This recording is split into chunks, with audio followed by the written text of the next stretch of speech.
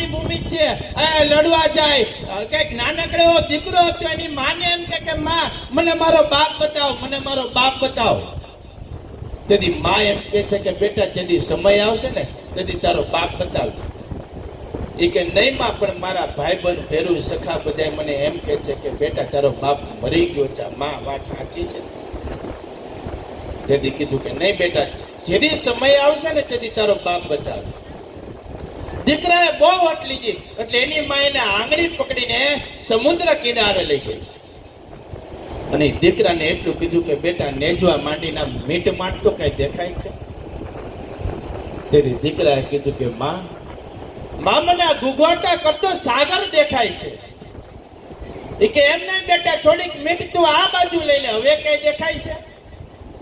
એ કે માં મને દાદા સોમનાથનો નેજો ફરકતો દેખાય છે, દાદા સોમનાથનો નેજો ફરકતો દેખાય છે. તેથી એની માએ એટલું કીધું કે બેટા એ દાદો સોમનાથ છે ને એ જ તારો બાપ છે, એ જ તારો બાપ છે. તેથી નાનકડા એવા દીકરાએ કીધું કે માં હું નાનો છું પણ એટલો બધો નાનો નથી કે તું મને એમ કહી દે કે ઈ જ મારો બાપ છે. નહીં બેટા, ઈ જ તારો બાપ છે. નહીં માં, ઈ મારો બાપ નથી, એ તો દાદો સોમૈયો છે, એ તો દાદો સોમનાથ છે. માં ઈ મારો બાપ નહીં, ઈ તો આખી દુનિયાનો બાપ છે. માં ઈ મારો બાપ નથી, જે આખી દુનિયાનો બાપ છે.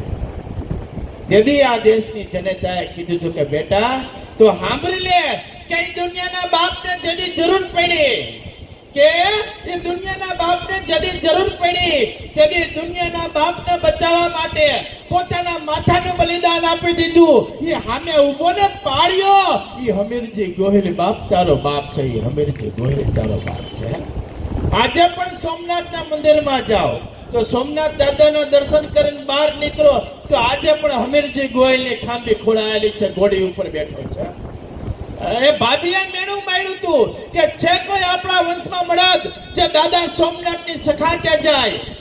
તેથી હમીરજી ગોહિલે એટલું કીધું છે કે માં ભાભી ભલે મારી હારે કોઈ આવે કે ન આવે, હું જઈશ સોમનાથની સખાતે, હું જઈશ સોમનાથની સખાતે.